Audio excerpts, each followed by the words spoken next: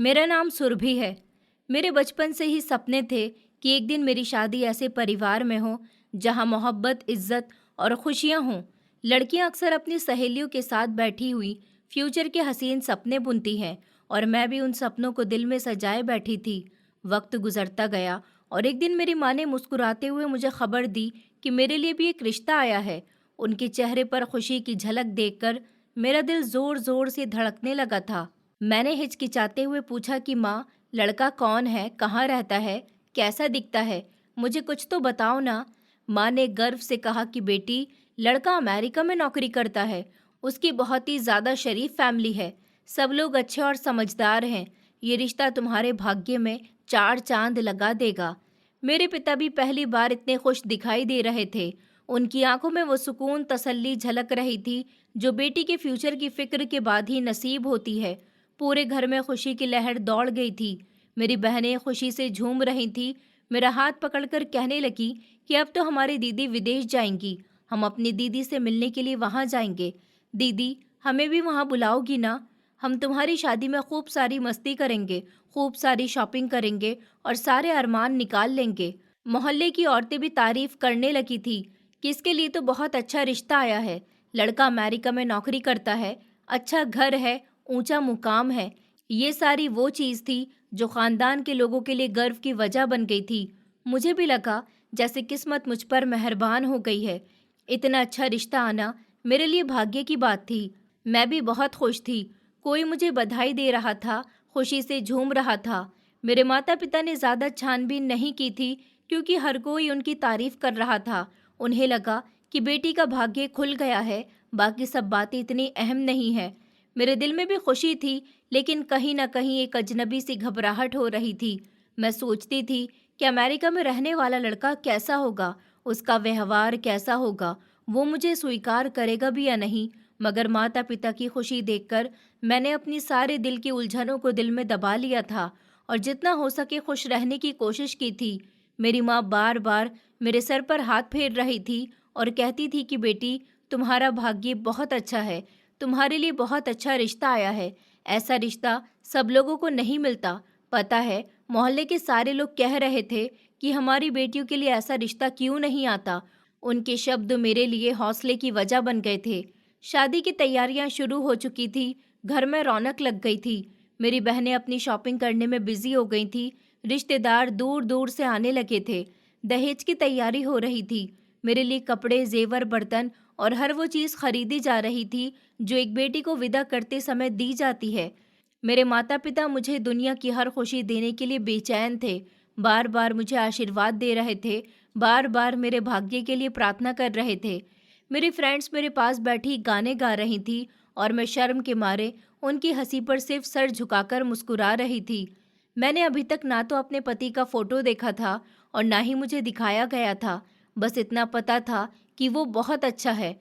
हर लम्हा सपने जैसा लग रहा था। मेरे पिताजी अक्सर कहते थे कि बेटी, मैंने हमेशा तुम्हारे लिए बेहतरीन की चाहत की है। तुम मेरी पहली औलाद हो, मेरे घर की बड़ी बेटी हो, इसलिए तुमसे सबसे ज़्यादा मोहब्बत है। तुम इतने अच्छे घर की बहू बनने जा रही हो, मुझे तो लगता है कि जैसे मेरी सारी प्रार्थनाएं सुन ली गई हैं। उनकी आंखों की नमी मुझे रुला देती थी। मैं सोचती थी कि क्या सच में एक लड़की की सबसे बड़ी खुशी उसका घर बसाना होता है। मुझे लग रहा था कि मेरा सफ़र खुशियों से नए जहां की तरफ जा रहा है। शादी का दिन आया तो हर तरफ चमक धमक थी। मैंने दुल्हन जैसा रूप बनाया हुआ था। सगाई वाले दिन सारी लड़कियों ने बहुत मज़े किए थे। मेहंदी वाले दिन मेरे हाथों पर मेहंदी लगाई गई थी और आज शादी वाले दिन मेरे हाथों की मेहंदी का रंग बहुत अच्छा आया था। माथे पर बिंदी थी, टीका था और माँ के आंसुओं में छुपी हुई खुशी थी। मेरी सारी सहेलियां हंसी मजाक कर रही थीं। मेरी बहनें बारात के स्वागत की तैयारी में लगी हुई थीं, मगर मेरा दिल बहुत तेज धड़क रहा था। दिल कह रहा था कि ये सब एक सपना है। मैं हकीकत में कुछ भी विश्वास नहीं कर पा रही थी। दिल में अजीब सी घबराहट के साथ साथ बेचैनी भी थी और एक खुशी भी थी कि मेरी किस्मत जागने वाली है। मेरे कानों में शब्द गूंजे कि बारात आ गई है तो मैं कांप उठी थी। दिल के अंदर एक नई दुनिया आबाद हो गई थी। इस तरह मेरी नई जिंदगी की शुरुआत हो गई थी। मेरे चेहरे पर घूंघट किया गया था और फिर एक एक करके शादी की सारी रस्मों को अंजाम दिया गया। हर खुशी थाम कर, हर एक का आशीर्वाद लेकर मुझे लगा शायद अब मेरी जिंदगी वो हसीन दास्तां बनेगी जिसका सपना मैंने हमेशा देखा था। लेकिन मुझे नहीं पता था कि सपने और हकीकत के बीच में कितना बड़ा फासला होता है। शादी के बाद मेरी जिंदगी में वो समय आया जिसका सपना हर लड़की देखती है। माता पिता के ढेर सारे आशीर्वाद और बहनों की मोहब्बत के साथ विदा होकर जब मैं अपनी ससुराल आई तो मेरी जिंदगी में वो समय आया तो मैं अपने पति के साथ नए घर में दाखिल हुई थी। दिल में एक अजीब सा डर और खुशी एक साथ धड़क रही थी। मेरी सास दरवाजे पर आरती की थाली लेकर खड़ी हुई थी। उन्होंने मेरा गृह प्रवेश करवाया, खुशी से मुझे गले लगा लिया, सबके सामने प्यार से मुझे आशीर्वाद दिया था और कहा था कि बेटी, अब ये घर तुम्हारा है। मैं कब से अपनी बहू के आने का इंतजार कर रही थी। तुम्हारे आने से घर में रौनक हो गई है और तुम इस घर की लक्ष्मी हो। उनके कहे गए ये शब्द मेरे दिल को ऐसे लगे थे जैसे सच में मेरे भाग्य के फूल खिल गए हों। मेरा पति भी मेरे करीब खड़ा शर्माता रहा था। उनका नाम अजय था। उनके चेहरे की मुस्कुराहट मेरे लिए रोशनी का चिराग बन गई थी। वो बहुत ही सुंदर थे, पढ़े लिखे थे। मैंने सोचा कि सच में ये वही सपनों का घर है जिसकी मैंने हमेशा तमन्ना की थी, जिसकी मेरे माता पिता मेरे लिए प्रार्थना करते थे। रात को जब मैं और मेरे पति आमने सामने बैठे थे तो मेरे दिल की धड़कन तेज हो गई थी। मुझे लगा कि वो मुझे सुन लेंगे, मगर उनके नरम शब्दों ने मुझे बेफिक्र कर दिया था। उन्होंने कहा, सुरभि, अब तुम मेरी जिंदगी की सबसे कीमती अमानत हो। मैं हमेशा तुम्हें खुश रखूंगा। तुम मुझे बहुत पसंद हो। उनके शब्द मेरे दिल में ऐसे उतर गए थे। मुझे लगा जैसे दुनिया की हर चीज मेरे कदमों में है। वो मेरा हाथ पकड़कर देर तक मुझे देखते रहे थे और मेरी सुंदरता की तारीफ करते रहे थे और मैं अपनी आंखों में शर्म और मुस्कुराहट छुपाती जा रही थी। वो रात सबसे हसीन और यादगार रात थी। अगले दिनों में मेरी सास ने मेरा बहुत ख्याल रखा था। सुबह सवेरे वो मेरे लिए अपने हाथों से नाश्ता तैयार करके ट्रे में लेकर मेरे कमरे में आ जाती थी। कहती थी कि बहू, तुम्हें नीचे आने की ज़रूरत नहीं है, अपने कमरे में रहकर आराम करो। और कभी कहती थी कि घर का ज़्यादा काम मत किया करो, तुम नई नवेली दुल्हन हो, बाद में सारे काम तो तुम्हें ही करने हैं। मुझे हैरानी होती थी कि वो इतनी मोहब्बत से मेरे साथ देती हैं। उनका व्यवहार मुझे मेरी माँ की याद दिला देता था। उनके होते हुए मुझे अपनी माँ की कमी महसूस नहीं होती थी। मैं सोचती थी कि जिन्हें लोग सास कहते हैं शायद वो सबके लिए डरावनी या खतरनाक इंसान नहीं होती। मेरी किस्मत तो सच में बहुत अच्छी थी। मेरे ससुराल में रिश्तेदार आते थे, बधाइयाँ देते थे और कहते थे कि तुम्हारी सास एक बहुत अच्छी और सुलझी हुई औरत है। मेरे पति उन दिनों मेरे ऊपर इतना ध्यान देते थे कि मैं खुद को दुनिया की सबसे खुशनसीब पत्नी महसूस करती थी। वो मुझे बातों ही बातों में हंसाने की कोशिश करते थे। कभी चुटकुले सुनाते थे, कभी मुझे शॉपिंग पर ले जाते थे, कभी डिनर पर ले जाते थे। मेरी हर छोटी बड़ी ख्वाहिश को पूरा करते थे। मेरा हर तरह से ख्याल रखने की कोशिश करते थे और अपनी अमेरिका की बिजी लाइफ के बारे में भी मुझे बताया करते थे। मैं उनकी बातें सुनकर खुशी से झूम उठती थी। उनका साथ मुझे बहुत अच्छा लगता था। हर एक महीने में मैं उनके साथ अपने मायके ज़रूर जाती थी। अपने माता पिता और बहनों के लिए गिफ्ट्स ले जाती थी। सब लोग बहुत खुश हो जाते थे और कहते थे कि शादी के बाद तो तुम पर बड़ा गहरा रूप चढ़ा है। कोई मेरी और मेरे पति की तारीफ करता था। मेरा पति मुझे अपना सब कुछ समझकर भरोसा कर रहा है। वो अक्सर मेरा हाथ पकड़कर कहते थे कि बस प्रार्थना करो कि मेरी नौकरी और भी बेहतर हो जाए ताकि मैं तुम्हें दुनिया की हर खुशी दे सकूं। मैं दिल ही दिल में प्रार्थना करती थी कि भगवान, मेरे पति को हमेशा कामयाब करना, वो जो चाहते हैं उन्हें हमेशा दे देना, उनको हमेशा सलामत और खुश रखना और हमारी मोहब्बत हमेशा एक दूसरे के लिए कायम रखना। रात को जब हम दोनों कमरे में होते थे तो मेरा पति बड़ी मोहब्बत से मुझे देखता था और कहता था कि तुम मेरे लिए सपनों की तरह हो। ऐसा लगता ही नहीं कि तुम हकीकत में मेरे साथ हो।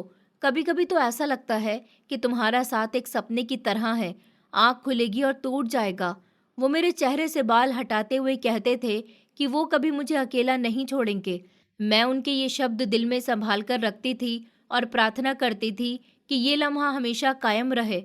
शादी के शुरुआत के दिन की वो हसीन घड़ियां जैसे पलक झपकते ही बीत गई थी। मेरा दिल हर लम्हे ये चाहता था कि वक्त थम जाए और मेरा पति कभी न जाए। मैं हमेशा उसके साथ रहूं और हम दोनों इसी तरह खुश रहें। लेकिन हकीकत ये थी कि उनकी छुट्टियां ख़त्म हो रही थी और अमेरिका वापस जाने का समय करीब आ रहा था। उनके वापस जाने के दिन मैं सुबह के समय से ही उदास थी। मैंने नाश्ता बनाया था और चुपचाप उनके सामने रख दिया था। उन्होंने मेरी उदासी देखकर कहा कि चलो, रोना धोना बंद करो। ये नौकरी तुम्हारे और हमारे फ्यूचर के लिए है। बस प्रार्थना करो कि मेरा काम और बेहतर हो जाए। मैंने अपने आंसुओं पर काबू पाने की कोशिश की, लेकिन दिल के अंदर जैसे कोई चीज़ टूट रही थी। आखिरी समय में मैं उनके साथ ढेर सारी बातें करना चाहती थी, लेकिन दिल बार बार उदास हो जाता था। मैं जानती थी कि अब मेरी और उनकी दूरी होने वाली है, क्योंकि वो मुझसे बहुत दूर चले जाएंगे और अब हम दोनों एक दूसरे के लिए तरसेंगे। एयरपोर्ट के लिए निकलते समय मेरी सास मुझे बार बार नसीहत दे रही थी, मेरे बेटे को पीछे देखकर मत बुलाना, नज़र लग जाती है। मैंने सोचा कि वो माँ है, इसलिए ऐसा कह रही हैं, लेकिन फिर एक लम्हे को मुझे ऐसा भी लगा जैसे वो मुझे मेरे पति से दूर करना चाहती हैं या फिर मुझे कोई ताना दे रही हैं।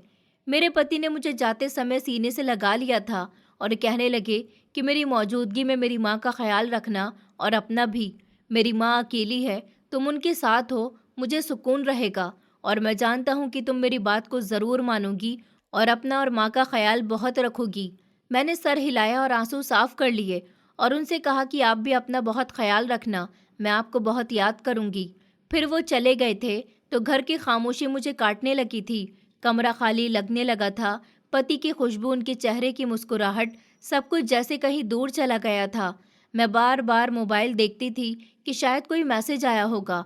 रात को उनकी कॉल आती थी तो दिल खुश हो जाता था, मगर वो ज़्यादा देर बात नहीं कर पाते थे, क्योंकि मेरी सास फौरन मेरे कमरे में आ जाती थी और मोबाइल ले लेती थी। मुझे लगा कि ये उनकी माँ की फ़िक्र वाली मोहब्बत है। वो भी अपने बेटे से बात करना चाहती हैं, लेकिन जल्द ही मुझे एहसास हो गया था कि ये सिर्फ प्यार नहीं, बल्कि अपने बेटे पर काबू पाने का तरीका है। एक रात मैंने दिल ही दिल में कहा कि आजमाइश है, मुझे बर्दाश्त करना होगा, लेकिन दिल के किसी कोने में ये ख्याल भी जाग गया था कि शायद ये बर्दाश्त हमेशा के लिए नहीं हो। वो दिन मेरी ज़िंदगी का पहला दिन था जब मुझे लगा कि मेरी असली परीक्षा शुरू होने वाली है। मेरे पति के जाने के कुछ दिन के बाद ही मेरी सास का व्यवहार और भी बदलने लगा था। वो जो सबके सामने नरम दिल और प्यार करने वाली माँ जैसी लगती थी, अब अकेले होने पर उनके चेहरे पर सख्ती के एक्सप्रेशन झलकने लगे थे। सुबह सवेरे वो मुझे झंझोड़ कर उठा देती थी और कहती थी कि अभी तक सो रही हो, घर की बहुएं इतनी देर तक नहीं सोती हैं, उठो और किचन में जाओ, जाकर काम देखो। मैं हैरान होती थी कि ये वही है जो पहले कहती थी कि बहू, तुम्हें आराम करने की ज़रूरत है, तुम आराम करो। अब क्यों ये बदल गई है? मैंने अपने पति के अमेरिका जाने के बाद कुछ दिन तो सब कुछ बर्दाश्त कर लिया था, लेकिन धीरे धीरे हालात मेरे लिए बर्दाश्त से बाहर होते गए थे। एक दिन मेरी सास ने जब अचानक सारी नौकरानी को घर से निकाल दिया। उनका कहना था कि अब इस घर में एक बहू है, उसे ही सब कुछ करना चाहिए। मुझे ये सुनकर जोरदार धक्का लगा था, क्योंकि मैंने सोचा भी नहीं था कि इतने बड़े घर की सारी जिम्मेदारी मेरे कंधों पर डाल दी जाएगी। सुबह सवेरे मुझे सबसे पहले किचन में जाना पड़ता था। चाय बनाती थी, फिर बर्तन धोना, कपड़े धोना, झाड़ू पोछा करना, दोपहर का खाना बनाना और फिर शाम के लिए दोबारा खाने की तैयारी में लग जाना। और इतने बड़े घर की अकेले सारी साफ सफाई करना, ये सब कुछ किसी मुसीबत से कम नहीं था। मेरी सास अक्सर मेरे पीछे खड़ी होकर काम चेक करती रहती थी। अगर थोड़ी सी भी गलती हो जाती तो गुस्सा करने लग जाती थी। खाने में अगर थोड़ा सा भी नमक तेज हो जाता था तो फौरन चीखने चिल्लाने लग जाती थी। कहती थी कि तुम्हें खाना बनाना नहीं आता क्या?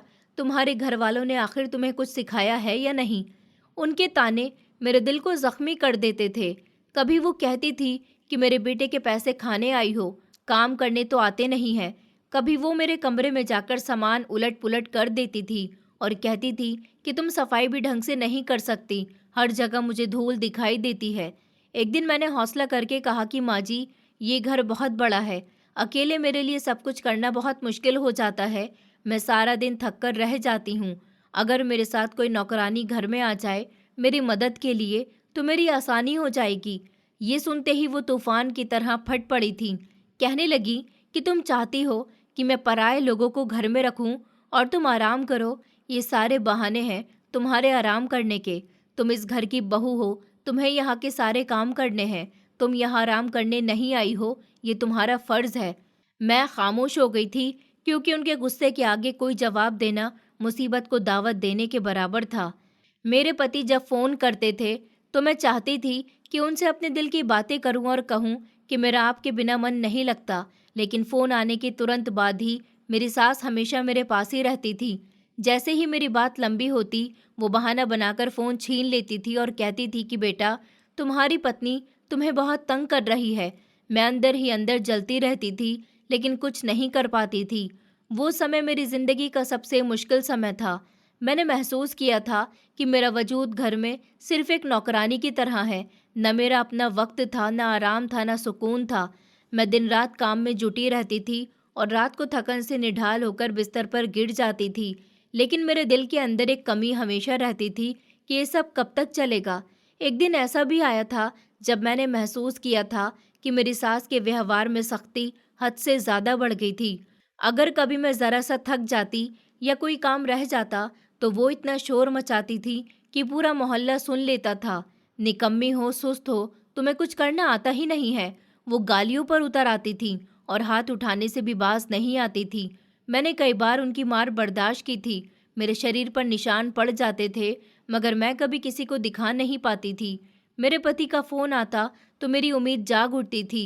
मैं चाहती थी कि उनसे अपने दिल का हाल कहूँ, लेकिन 2 मिनट की बात के बाद ही मेरी सास फ़ोन छीन लिया करती थी और रोने लगती थी। कहती थी कि बेटा, तुम्हारी पत्नी मेरा बिल्कुल ख्याल नहीं रखती। मैं बहुत अकेली हो गई हूँ, तुम जल्दी से घर आ जाओ, मुझे बीमारियाँ हो रही हैं। उनके झूठ सुनकर मेरा दिल खून के आंसू रोता था, मगर मैं कुछ नहीं कह पाती थी। मेरे पति उनकी बातों पर यकीन कर लेते थे और मुझसे नाराज़ होकर कहते थे कि माँ का ख्याल रखो। मैंने तुम्हें कहा था ना कि उन्हें कोई तकलीफ़ नहीं होनी चाहिए। मैं सोचती थी कि अगर सच बताऊं तो वो मानेंगी भी या नहीं। एक दिन मैं इतनी थक गई थी कि हाथ से बर्तन गिर गया, तो मेरी सास ने बर्तन उठाकर मेरे सामने ज़मीन पर दे मारा था और कहने लगी कि जानबूझकर नुकसान कर रही हो ताकि मेरे बेटे के पैसे बर्बाद हो जाएं। उनकी बातों ने मेरी आत्मा को जख्मी कर दिया था। मैंने आंखों में आंसू भरकर कहा कि ऐसा कुछ भी नहीं है, मगर वो मानने को तैयार नहीं थी।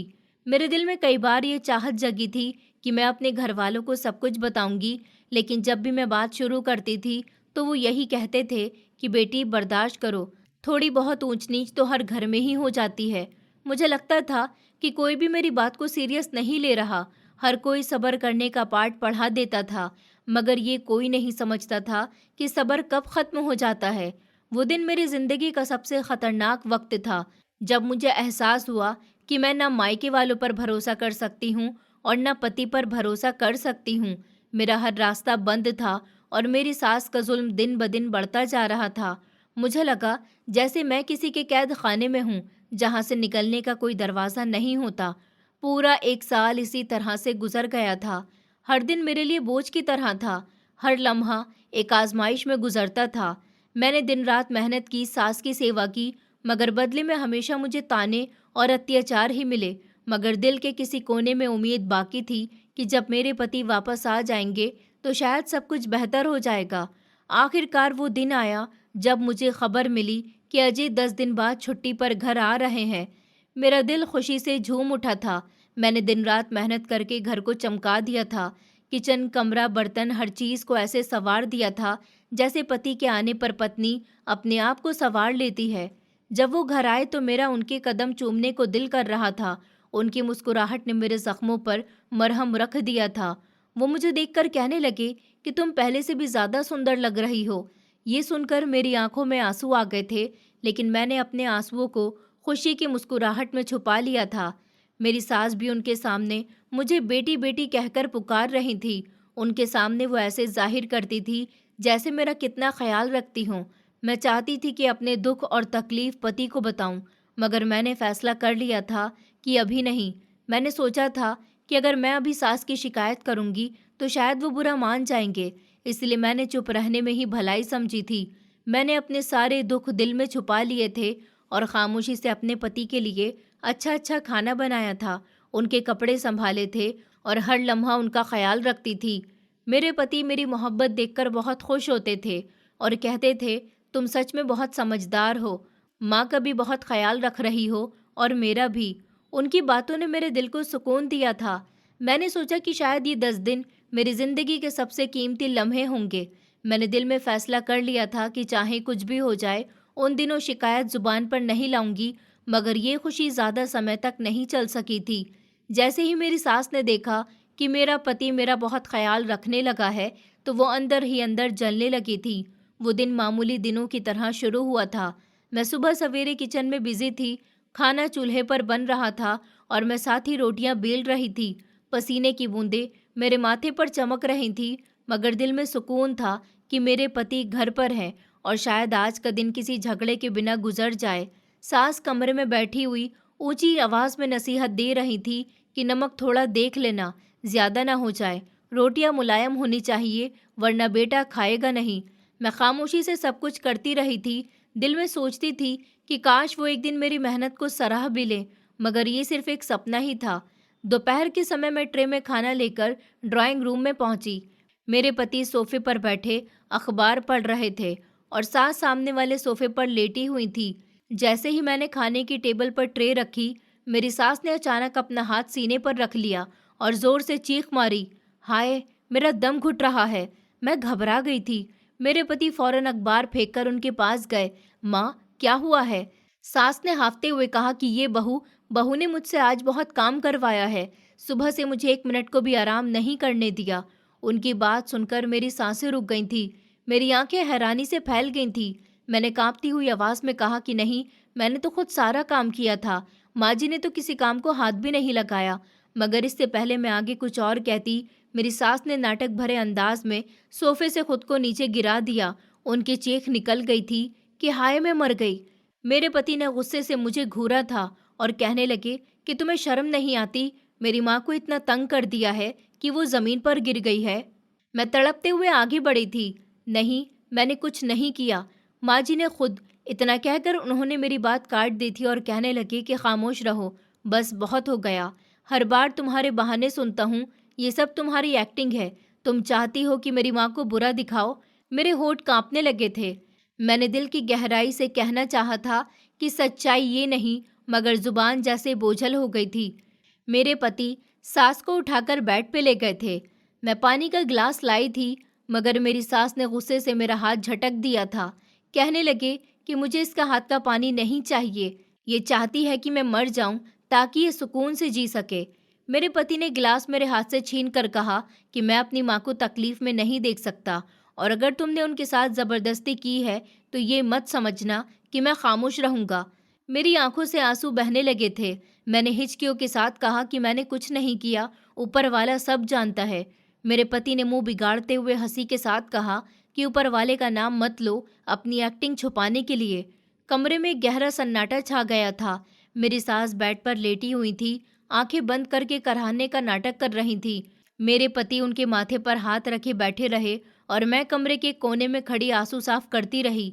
उस दिन मेरा दिल टूटकर रह गया था। मैंने जान लिया था कि अब मेरा हर शब्द, हर आंसू एक्टिंग समझा जाएगा और ये सच्चाई दुनिया की नज़र में कभी सच्चाई नहीं बनेगी। वो बर्दाश्त नहीं कर पा रही थी कि मैं और मेरा पति एक दूसरे के करीब हों। उनके लिए बर्दाश्त करने काबिल नहीं था कि उनका बेटा अपनी पत्नी को ज़्यादा समय दे और उससे मोहब्बत करे। उनकी नज़रें हर समय हम पर जमी रहती थी। वो मौका ढूंढती थी कि किस तरह हमें एक दूसरे से दूर कर सकें। उन 10 दिनों में जब भी मैं अपने पति के करीब होती थी तो मेरी सास का चेहरा बदल जाता था। उनकी आंखों में एक अजीब सी नफरत झलकने लगी थी। मैंने महसूस किया कि वो ये सब कुछ बर्दाश्त नहीं कर सकती। वो चाहती थी कि बेटा सिर्फ उनके पास घूमता रहे, सिर्फ उनका ख्याल रखे और पत्नी की हैसियत सिर्फ एक नौकरानी की हो। ये देखकर मेरे दिल में डर जगने लगा था। मैंने सोचा था कि ये सुकून भी शायद तूफान से पहले की खामोशी है, और अगर सच में ऐसा ही हुआ तो एक दिन की सुबह मेरे लिए किसी बड़ी मुसीबत से कम नहीं थी। मैं अपने पति के लिए चाय बना रही थी, उनके कमरे की तरफ जा रही थी। अचानक मेरी सास ने मुझे आवाज़ दी। मैं रुक गई थी और उनके पास गई तो वो गुस्से में भरी बैठी हुई थी। उन्होंने मेरी तरफ घूरते हुए कहा कि अपनी मासूम अदाओं से मेरे बेटे को लुभाने की कोशिश मत करना। तुम्हारी जैसी लड़कियों के हथकंडों को मैं बहुत अच्छी तरह से जानती हूँ। उनके कहे गए शब्द मेरे दिल पर हथौड़े की तरह गिर रहे थे। मैंने हैरानी से कहा कि वो मेरा पति है, मैं उन्हें अदाएँ दिखाऊं या उनके पास रहूं, ये मेरा हक है। ये सुनकर उनका गुस्सा और भी ज़्यादा बढ़ गया था। वो चिल्लाने लगी कि खामोश रहो, तुम्हें लगता है कि मैं अंधी हूँ? मैं जानती हूँ कि तुम किस तरह से मेरे बेटे के आगे पीछे घूमती रहती हो। मैंने एक लम्हे के लिए सोचा कि खामोश रहूं, लेकिन फिर दिल से बर्दाश्त की हद खत्म हो गई थी। मैंने दबी हुई आवाज़ में कहा कि आपको मेरे हर रिएक्शन में शक क्यों नजर आता है? मैं सिर्फ अपने पति का हक अदा कर रही हूँ। मेरी ये बात सुनकर उनके दिल को बहुत गहरी चोट लगी थी और वो गुस्से में आ गई थी। फिर अचानक उन्होंने मेरे हाथ से कप छीन लिया और वही गर्म चाय मेरे शरीर पर फेंक दी थी, जो मेरे बाजू और सीने पर पड़ी थी। तो मैं बुरी तरह से तड़प उठी थी। चीख मेरी जुबान से निकली, मगर वो आगे भी ताने देने लगी थी। वो यही सब कुछ चाहती थी। उन्होंने कहा कि अब मज़ा आया ना? मैं रोती हुई कमरे की तरफ भाग आई थी। मेरा शरीर बुरी तरह से जल रहा था और दिल इससे भी ज़्यादा ज़ख्मी हो चुका था। मेरे पति कमरे में बैठे हुए थे। मैंने हिम्मत करके उन्हें अपने ज़ख्म दिखाए। मुझे लगा कि अब तो वो मेरा दर्द ज़रूर समझेंगे, मेरे आंसू पोंछेंगे, मुझे तसल्ली देंगे और वो मेरी हिफाजत करेंगे। मगर मेरी बदकिस्मती ये थी कि वो उल्टा मुझे ही डांटने लगे थे, घूरने लगे थे और अगले ही लम्हे उनका हाथ मेरे गाल पर पड़ा था और उन्होंने गुस्से से कहा था कि मेरी माँ के खिलाफ अगर तुमने एक शब्द भी बोला तो मैं तुम्हें छोड़ूंगा नहीं। मैं अच्छी तरह से जानता हूँ कि तुम उनसे नफरत करती हो। ये शब्द सुनकर मेरा दिल टूट कर रह गया था। मुझे लगा कि मेरी सारी उम्मीद मिट्टी में मिल गई है। वो मेरा पति, जिसे मैं अपना हमसफर समझती थी, वही मुझे मेरे जख्मों पर तसल्ली देने के बजाय मुजरिम बना रहा था। मेरी आंखों से आंसू बह निकले थे, मगर वो पलटकर भी नहीं देखे गए थे। उस दिन मुझे एहसास हुआ था कि अब मेरा कोई सहारा नहीं है, ना मेरा पति, ना मेरी सास, ना मेरे घर वाले। मैं बिल्कुल अकेली हो चुकी थी और ये अकेलापन किसी भी जख्म से ज़्यादा तकलीफदायक था। उन 10 दिनों में मैंने हर मुमकिन कोशिश की थी कि मेरे पति के लिए मैं अच्छी पत्नी बन सकूं। उनकी पसंद का ख्याल रखती थी, उनके कपड़े ठीक करती थी, उनकी पसंद का खाना बनाती थी, उनसे हर तरह से बात करने की कोशिश करती थी और उनकी हर छोटी बड़ी चाहत पूरी करने की कोशिश करती थी। मगर मेरी सास को ये सारी बातें एक आंख नहीं भाती थी। वो बार बार ताने देती थी कि तुम दिखावा करती हो, मेरे बेटे को फंसाने की कोशिश कर रही हो, उसको फंसाने के लिए सब करती हो। उनकी बातें मेरे दिल को छेद देती थी, लेकिन मैं खामोश रहती थी। मेरे पति के सामने मैंने कभी अपनी सास की बुराई नहीं की थी। मैं चाहती थी कि कम से कम वो खुद ही सच देख लें, मगर अफसोस ये था कि वो माँ की दिखावे भरी आंखों के आंसुओं और खुद पर डाली जाने वाली झूठी कमजोरी को सच मान बैठे थे और मैं हर लम्हा अपनी तन्हाई और बेबसी में डूबती गई थी। ये 10 दिन मेरे लिए जहर बन गए थे। मैं चाहती थी कि ये समय खुशी का होता, मगर ये दिन मेरे लिए और भी दुख और उलझन का सामान लेकर आए थे। मैंने महसूस कर लिया था कि शायद मेरी किस्मत में सुकून लिखा ही नहीं है। उस दिन की याद आज भी मेरे दिल को जख्मी करती रही थी। सुबह मैं मेरे पति के लिए चाय बनाकर रख देती थी। जैसे ही मैं कमरे में दाखिल होने लगी तो मेरी सास ने मुझे रोक लिया। उनकी आंखों में वही जलन और गुस्सा झलक रहा था। उन्होंने मेरे करीब आकर कहा कि मुझे अच्छी तरह से पता है कि तुम किस तरह मेरे बेटे के करीब रहने की कोशिश करती हो, लेकिन तुम्हारी ये मासूम सूरत मेरे सामने कोई हैसियत नहीं रखती है। मैंने कांपती हुई आवाज़ में जवाब दिया कि वो मेरे पति हैं, मैं उनको करीब क्यों नहीं रखूं। ये शब्द जैसे उनके दिल पर चाकू की तरह लगे थे। अचानक उन्होंने गुस्से में वो गर्म चाय फिर से मेरे शरीर पर फेंक दी। दूसरी बार उन्होंने मेरे साथ ऐसा किया था। वो बार बार मेरे साथ हमला करने में कोई कमी नहीं छोड़ती थी। ये चाय फिर से मेरे बाजू और सीने पर पड़ी तो मैं बुरी तरह से जल गई थी। पुराने जख्म भी ठीक नहीं हुए थे कि दोबारा से जख्म ताज़ा हो गए थे। एक जोरदार चीख मेरे होठों से निकली थी और मैं ज़मीन पर गिर गई थी। मेरा मन कर रहा था कि ज़मीन फट जाए और मैं उसमें समा जाऊं। मेरी सास मेरे ऊपर खड़ी ताने देती रही, यही सब कुछ मैं चाहती हूँ कि तू पूरी तरह से जलकर खाक हो जाए, मगर तुझे गर्म चाय की नहीं आग की ज़रूरत है।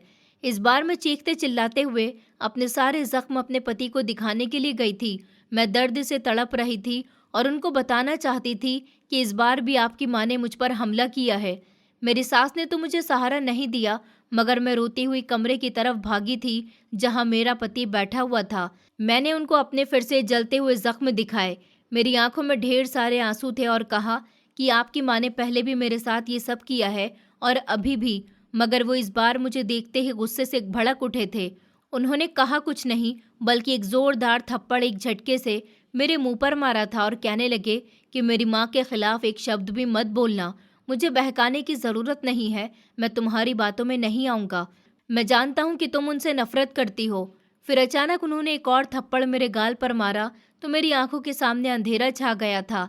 दिल को विश्वास नहीं आया था कि जिस पर मैंने सब कुछ कुर्बान कर दिया, वही हमसफ़र मुझ पर हाथ उठा रहा था, मुझे बुरा समझ रहा था।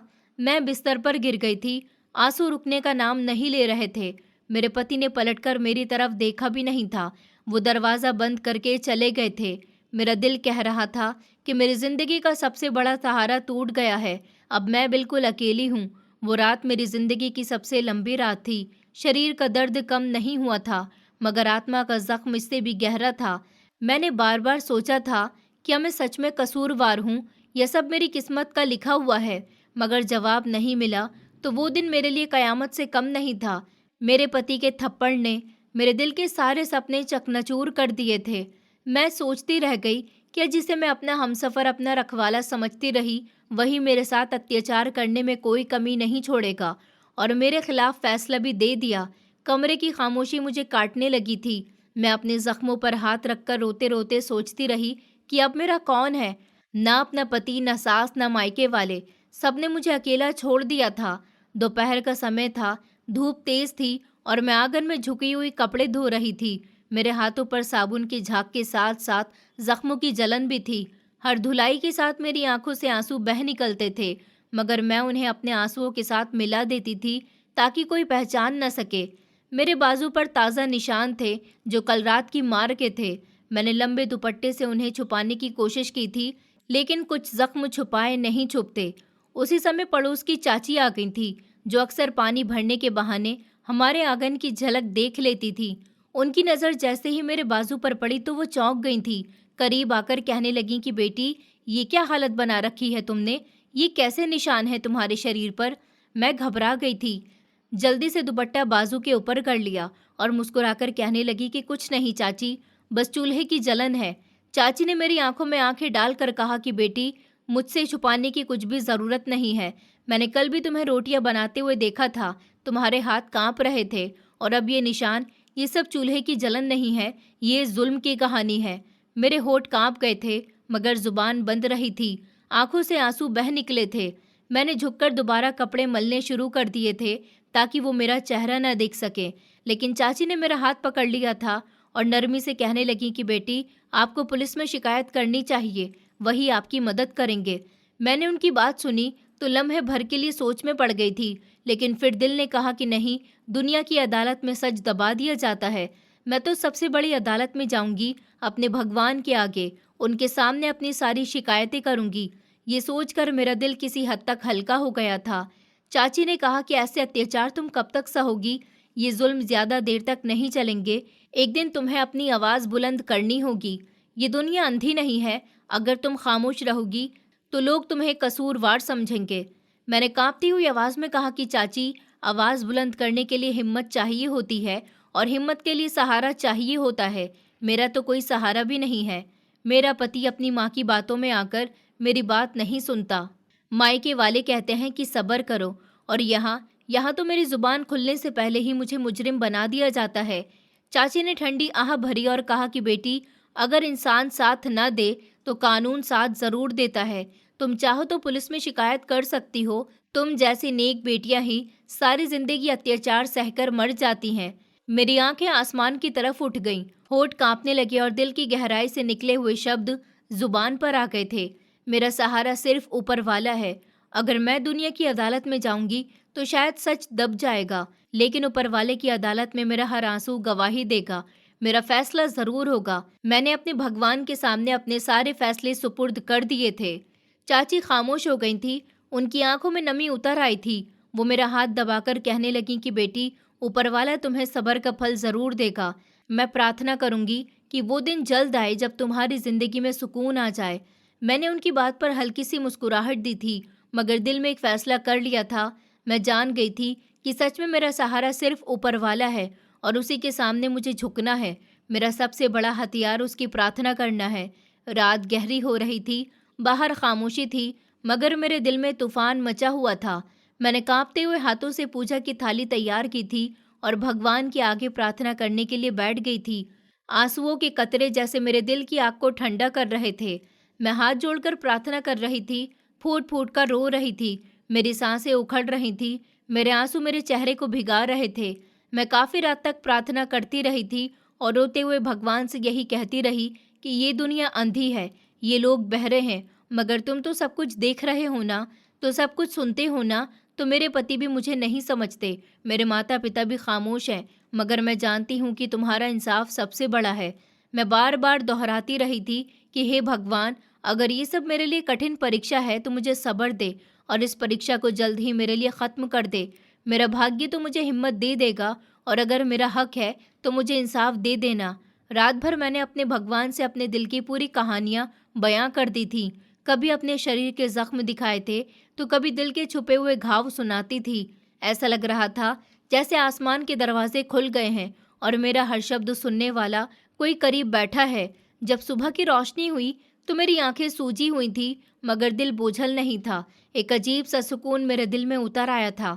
मैंने महसूस किया था कि चाहे पूरी दुनिया मेरा साथ छोड़ दे, मगर मेरा भगवान मेरे साथ ज़रूर है। सुबह का समय था, किचन में हल्की हल्की चाय की खुशबू फैल रही थी। मैंने रोज़ के मुताबिक नाश्ता तैयार किया था और अपने पति के सामने नाश्ते की ट्रे रख दी थी।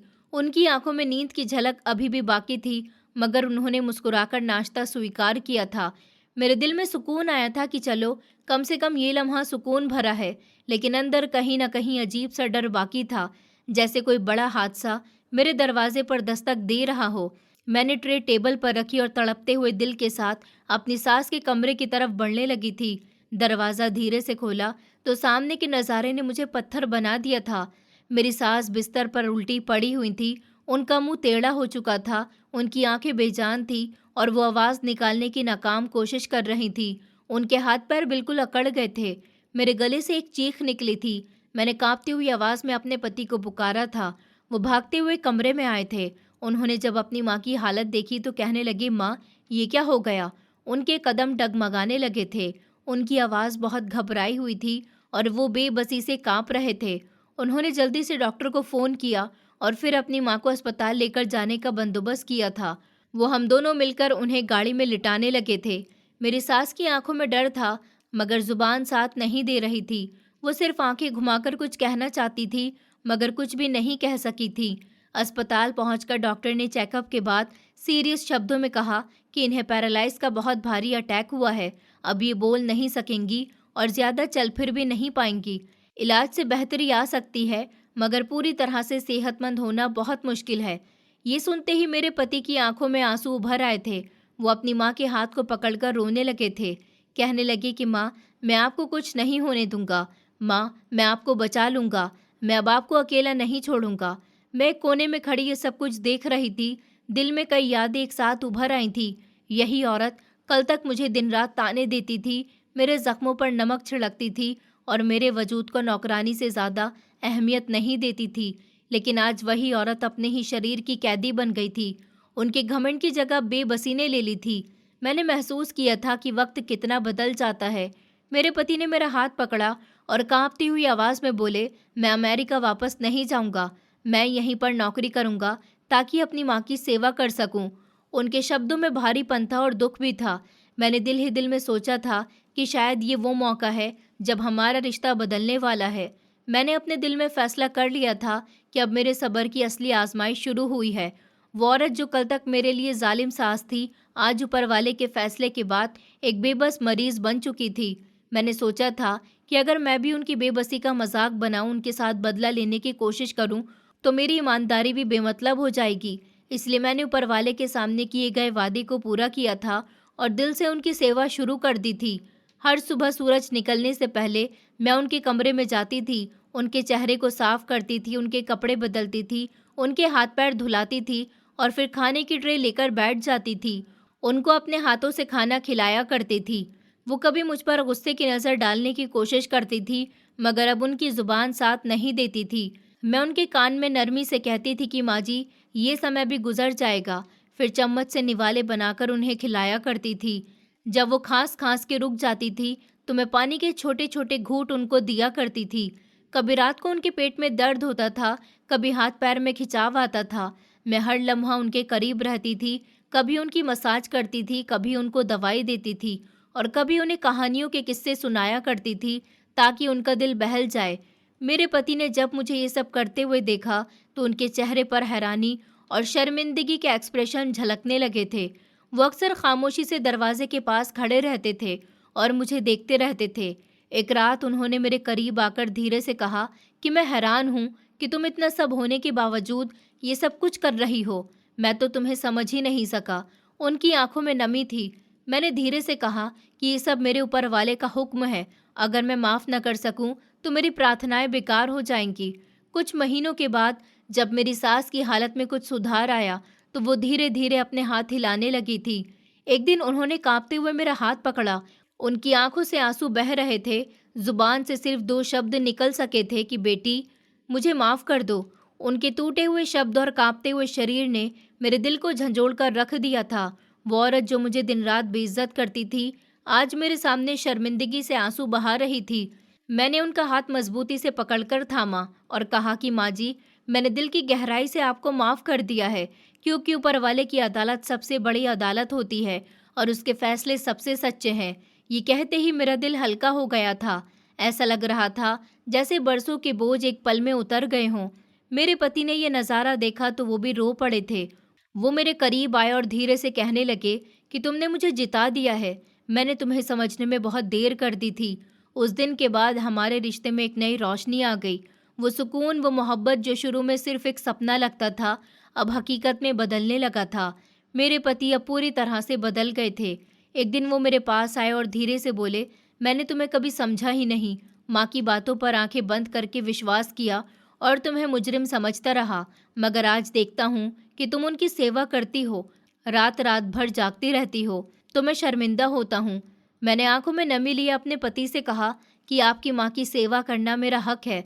मैं चाहती थी कि आप मेरा साथ दो, मगर जब उन्होंने मुझे ही कसूरवार ठहरा दिया तो मेरा सहारा सिर्फ ऊपर वाला रह गया था। वो खामोश हो गए थे। उनकी खामोशी में एक शर्मिंदगी भी थी और एक फैसला भी था। उस दिन उन्होंने मेरे साथ खड़े रहने का फैसला कर लिया था। घर के माहौल में भी धीरे धीरे बदलाव आने लगा था। पहले जहां हर कोने में झगड़ा और तानों की आवाज़ सुनाई देती थी, वहां अब खामोशी और सब्र का माहौल कायम हो गया था। मेरी सास के बिस्तर के करीब बैठकर मैं उनको कुछ पुरानी बातें बताया करती थी, उनके पैर दबाती थी, उनकी सेवा करती थी और वो रोते रोते मेरा हाथ पकड़ लेती थी। उनकी जुबान साथ नहीं देती थी, मगर उनकी आंखें सब कुछ कह रही होती थी। आस पड़ोस के लोग और रिश्तेदारों में भी ये खबर फैल गई थी कि बहू ने जुल्म के बावजूद भी अपनी सास की सेवा नहीं छोड़ी। लोग आ आकर मुझे आशीर्वाद देते थे। एक दिन मोहल्ले की एक औरत ने कहा कि बेटी, तुमने वो कर दिखाया है जो सब नहीं करते। तुम्हारे सब्र की हिम्मत है कि आज तुम्हारा पति तुम्हारे साथ है। मैं मुस्कुरा देती थी, मगर दिल में जानती थी कि ये सब मेरे ऊपर वाले की भेजी गई मदद थी। महीनों बाद जब मेरी सास ने पहली बार कांपती हुई जुबान से माफ़ी मांग कर कहा तो मेरा दिल पिघल गया था। मैंने उनके हाथ पकड़कर कहा था कि माँ जी, आप मेरी माँ की तरह हैं। जो कुछ हुआ वो गुजर गया। मैंने आपको दिल से माफ़ कर दिया। ये कहते ही उनकी आंखों से आंसू बहने लगे थे। मेरे पति भी मेरे पास खड़े हुए थे। वो आगे बढ़े और मेरा माथा चूम लिया, फिर रोने लगे। उनके आंसू मेरे बालों में गिरने लगे थे। वो कहने लगे कि तुमने मुझे एक नई जिंदगी दी है। अगर तुम साथ नहीं होती तो शायद ये घर बिखर जाता। उस दिन के बाद हमारे रिश्ते में सच में मोहब्बत की एक नई बहार आ गई थी। मेरे पति जो कभी माँ की बातों में आकर मुझे कसूरवार समझते थे, अब हर लम्हा मेरा सहारा बन गए थे। वो अक्सर किचन में मेरे साथ आ जाते थे, सब्जी काटते थे या बर्तन धोते हुए हंसते थे और कहते थे कि अब अमेरिका की नौकरी भूल जाऊं, यही खुशियाँ ज़्यादा हैं। उनके शब्द मेरे लिए किसी कीमती तोहफे से कम नहीं थे, तो मैं मुस्कुरा देती थी और दिल ही दिल में सोचती थी कि सच्ची खुशी रुपये पैसे में नहीं, बल्कि दिल के सुकून और रिश्तों की मोहब्बत में है। मेरी सास की सेहत में धीरे धीरे कुछ बदलाव आने लगा था।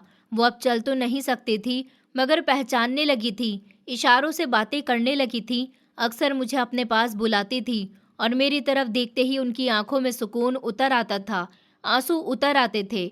वो हाथ जो कभी मुझ पर उठते थे, अब कांपते हुए हाथ जोड़ लेती थी।